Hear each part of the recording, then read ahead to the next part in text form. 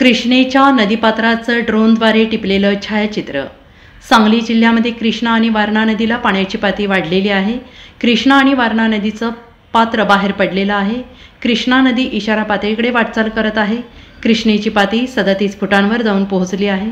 कृष्णा नदीचं आयर्विन पुलाचं आणि कृष्णा नदीला आलेल्या पाणी पातळीचं हे नयनरम्य दृश्य ड्रोनद्वारे टिपण्यात आलं आहे आणि त्याची ही झलक।